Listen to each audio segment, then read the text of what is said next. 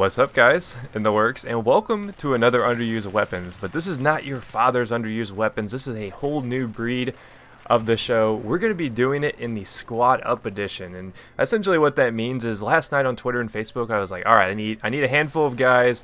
If you want to play Battlefield 3, send me your battle log, I'll add you, and we'll squad up. But there's only one rule. You've got to only use the PP-19. So this is the PP squad, as I was calling it all night. I know, pretty lame joke, but it's catchy and it's funny.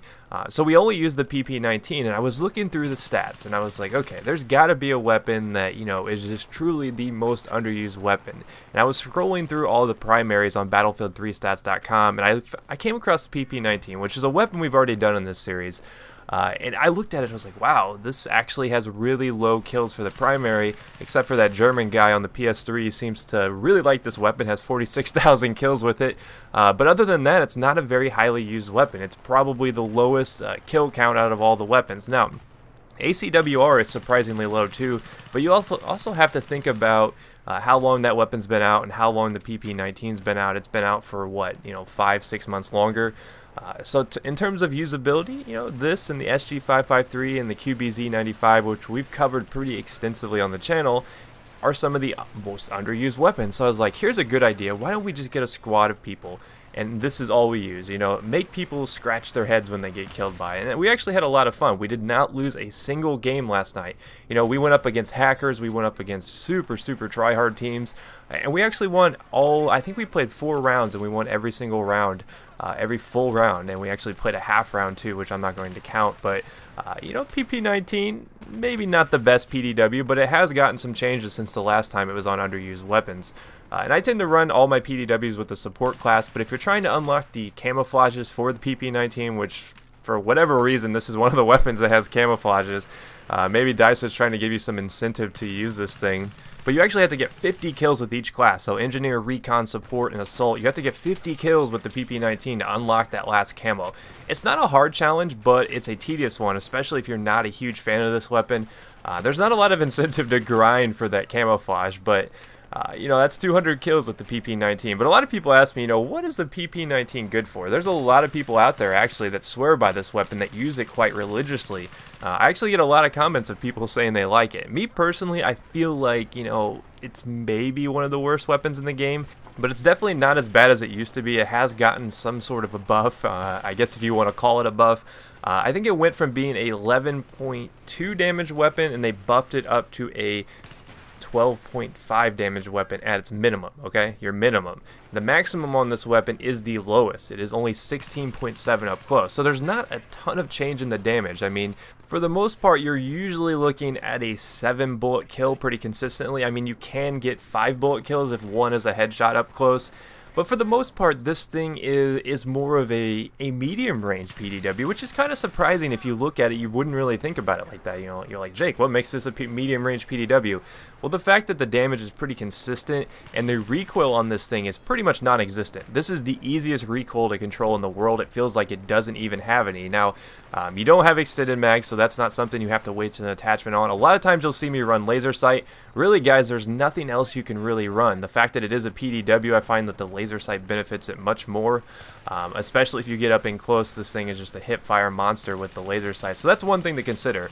Since you don't have extended mags, there's a lot of different things you can do with it. Being a PDW, you can kind of play around with the attachments, but it has no recoil, so this thing is a headshot machine. I was getting headshots like there's no tomorrow, especially at longer ranges, and I think I found some value in the PP-19. Before, I kind of scuffed at it and I made fun of the PP-19 quite a bit because, let's face it, it's not the best weapon in the world. It's pretty underwhelming in a lot of scenarios.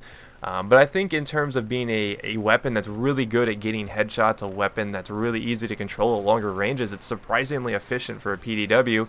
I mean, it's got 900 rounds per minute, which is pretty fast. I mean, it's on par with some of the higher RPM PDWs, like the P90 and stuff like that. But I just really don't see a whole lot of incentive to use it over the P90. I mean, it's really going to come down to preference. It's not as bad as it used to be. So if you've used this weapon in the past, back when it was a lower damage weapon, it's changed quite a bit. It's definitely not as bad as it used to be. The 16.7 damage max is kind of frustrating. I mean, that does get on my nerves because you know, you're always guaranteed a 6-bullet kill, assuming you don't get a headshot. But like I said, this thing's a headshot machine. But on the flip side, it's also an assist machine. I think all the PDWs can basically say that, because assists are something that are very plentiful when you're using this weapon.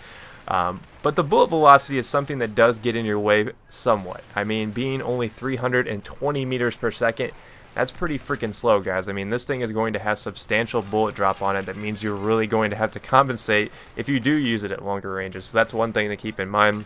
The spread on it is actually really horrible as well. It's 0.5. But if you use the MP7 or the P90 at range, it's very comparable to their spread. It's almost identical. Like I said, the recoil on this thing is pretty easy to tame. You don't have to compensate a lot. So if you like weapons with a very moderate, mild recoil, that it doesn't take a whole lot of thinking to use this weapon, this is the one for you. I think this is much easier to control than the P90. It's definitely a point, shoot, and kill type weapon. Not a lot of thought has to go into it.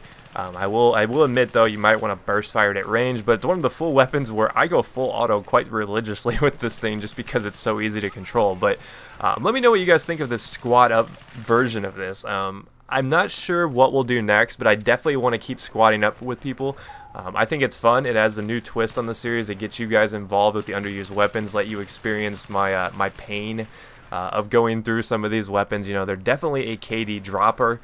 That's what we can call the PP-19, the assist master and the KD dropper, because the assists will come in plenties. You will get a ton of them. But if you guys want to be a part in this series in the future, be sure to follow me on Facebook and Twitter, because I will be pushing out messages on there looking for squad mates for the next underused weapons.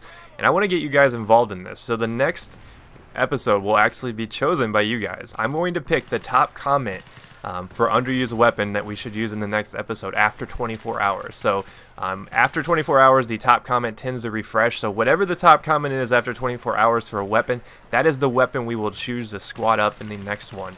And I'll basically send out a Facebook and Twitter message saying, hey, I'm looking for 5-6 people to squad up on Battlefield 3 and use this weapon, and you can only use this weapon. And it's actually a lot of fun. I know the guys I played with were a pretty good group last night, and they really had a good time. I mean, I know some of them were getting frustrated with all the gunfights they were losing, but for a whole, I think this was an enjoyable experience. So hopefully you guys did enjoy this episode. I'll see you guys next time. Peace.